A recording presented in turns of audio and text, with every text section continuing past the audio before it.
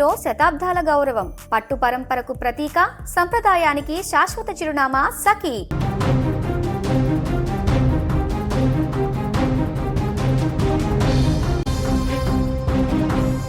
కరీంనగర్లో తుపాకుల మోత మోగింది. నిత్యం రద్దీగా ఉండేటువంటి ప్రాంతంలో జ్యువెలరీ షాప్లో దోపిడీ దొంగలు బీభత్సం సృష్టించారు. వేలాది మందితో నిత్యం రద్దీగా ఉండేటువంటి కరీంనగర్లో ఆ ప్రాంతంలో కాల్పుల కలకలం ఇప్పుడు కలవరపెడుతుంది. నగరంలోని పిఎంజే జ్యువెలరీ షాప్లోకి చొరబడినటువంటి 5గురు దుండగులు సిబ్బంది పైన విచక్షణారహితంగా కాల్పులు జరిపి భారీ మొత్తంలో ఆభరణాలను దోచుకు వెళ్లారు. ఈ ఘటన స్థానికంగా తీవ్ర భయాందోళనకు గురిచేస్తుంది. ఇవాళ ఉదయం 10 గంటల సమయంలో పిఎంజే జ్యువెలరీ సిబ్బంది షాప్ను తెరిచి లాకర్ల నుంచి డిస్ప్లేలో నగలు పెడుతున్నారు.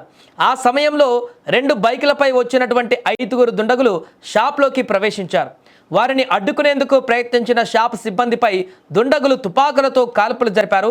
ఈ కాల్పుల్లో సిబ్బంది ఒకరి పరిస్థితి విషమంగా ఉంది. ఆ సిబ్బంది పరిస్థితుల్లో అలా 3 తీవ్రంగా గాయపడ్డారు. మిగతా వారు ఈ క్రమంలోనే షాప్లోని విలువైనటువంటి నగలను దుండగులు తీసుకొని అక్కడి నుంచి పరారయ్యారు. ఇక దుండగులు మొత్తం 30 రౌండ్లు కాల్పులు జరిపినట్టుగా ప్రాథమికంగా అనుమానిస్తున్నారు. ఘటన సమాచారం తెలియగానే వెంటనే పోలీసులు హుటాహుటిన సంఘటనా స్థలానికి చేరుకున్నారు. ఇక క్లూస్ టీంని రప్పించి ఆధారాలు సేకరిస్తున్నారు. షాప్లోని సీసీటీవీ కెమెరాలను కూడా పరిశీలిస్తున్నారు. అయితే ఈ దోపిడీకి పాల్పడింది అంతర్రాష్ట్ర ముఠా పనేనని కూడా పోలీసులు అనుమానిస్తున్నారు. ముందుగా రెక్కీ నిర్వహించి అదును చూసి అటాక్ చేశారా లేదా అప్పటికప్పుడు దోపిడీకి పాల్పడ్డారా అనేది తెలియాల్సి ఉంది. మరోవైపు దోపిడీ ముఠాకు స్థానికులు ఎవరైనా సహకరించారా అనే కోణంలో కూడా ఇప్పుడు అనుమానాలు వ్యక్తమవుతున్నాయి. ఈ ఘటనతో ఒక్కసారిగా కరీంనగర్ ఉలిక్కిపడింది. ఆదివారం పూట ఇలాంటి దారుణమైనటువంటి ఘటన వెలుగులోకి రావడంతో జనం రద్దీగా ఉండేటువంటి ఆ ప్రాంతంలో తుపాకులతో మోత మోగడంతో సంచలనం సృష్టించింది. ఇక ఈ ఘటనకు సంబంధించిన పూర్తి వివరాలు తెలుసుకుందాం. మా కరీంనగర్ ప్రతినిధి సదాచారి ఫోన్ లైన్లో సిద్ధంగా ఉన్నారు. సదాచారి, ఘటన ఎలా జరిగింది, అసలు ఏం జరిగింది ఆ షాపు వద్ద, ఎంతమంది వచ్చారు, మొత్తం పూర్తి వివరాలు ఏంటి? సాయి, ఇక్కడ చూసుకున్నట్టయితే కరీంనగర్ లోని జ్యోతి నగర్ లో ఉండే పిఎంజే జ్యువెలర్స్ లో ఈ భారీ చోరీ జరిగింది. పట్టపగలే, అంటే ఎప్పుడు జనసంచారం ఉండే ప్రాంతమే ఇది. అయినా కూడా ఒక 5గురు దుండగులు అయితే 10:30 గంటలకు షాప్ ఓపెనింగ్ అయిన టైంలో 10:45 నిమిషాలకి జ్యువెలరీ షాప్ లోకి ప్రవేశించిన దుండగులు ఫస్ట్ అయితే ఒక వ్యక్తి వెళ్ళాడు, చైన్ చూపెట్టమని వాళ్ళను సిబ్బందిని అడిగి చైన్ చూపెట్టే క్రమంలోనే మిగతా 4 బ్యాంక్ లోకి ఎంటర్ అయ్యి మిగతా వాళ్ళందరికీ గన్స్ చూపెట్టి భయభ్రాంతులకు గురి చేశారు. మొత్తంగా 10:45కి ఎంటర్ అయిన టీం అయితే మళ్ళీ 11:15 వరకు బయటకు వచ్చేసారు. ఈ తరుణంలో లోపల ఉన్న సిబ్బందిని గన్స్ తీసి భయపెట్టి వాళ్ళు ప్రతిఘటించడంతో వాళ్ళపై కాల్పులు కూడా జరిపారు. మొత్తానికైతే ఇక్కడ ఈ సంఘటన అందరినీ భయభ్రాంతులకు గురి చేసింది. కరీంనగర్ నడిబొడ్డున పట్టపగలే ఈ గన్స్ తో జ్యువెలరీ షాప్ లోకి ఎంటర్ అవడం అయితే ఇక్కడ కలకలం రేపింది. మొత్తంగా ఎంతవరకు అయితే నగదు పోయిందనేది ఇంకా స్పష్టత లేదు. సదాచారి, ఇంకొకటి, ఈ యొక్క ఘటన జరిగినటువంటి సందర్భంలో ఆ షోరూమ్ లో సిబ్బంది మాత్రమే ఉన్నారా, లేకుంటే కస్టమర్స్ కూడా ఎవరైనా ఉన్నారా? మిగతా వారికి ఏమన్నా అపాయం జరిగిందా? 10:30, 10:45 సమయము, అది షాప్ ఓపెనింగ్ టైమే కాబట్టి కేవలం అప్పుడు సిబ్బంది మాత్రమే ఉన్నారు. వీళ్ళే ఒక కస్టమర్ లాగా ఒక వ్యక్తి అయితే ప్రవేశించాడు.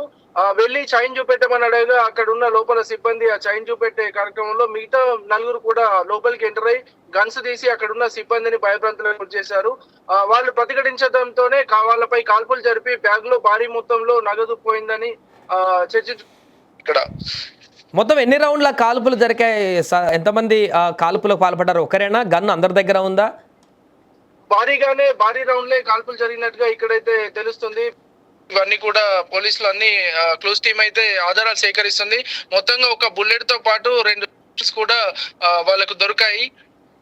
Right, thank you Sadachari. మొత్తానికి అది కరీంనగర్లో జ్యువెలరీ షాప్లో నెలకొన్నటువంటి దారుణమైనటువంటి ఘటన ఇప్పుడు ఒక్కసారిగా నగరం ఉలికిపాటుకు గురైనటువంటి పరిస్థితి. పట్టపగలు అందరూ రోడ్ల మీద ఉన్నటువంటి సందర్భంలోనే, అర్ధరాత్రి కూడా జరగలేదు ఈ ఘటన.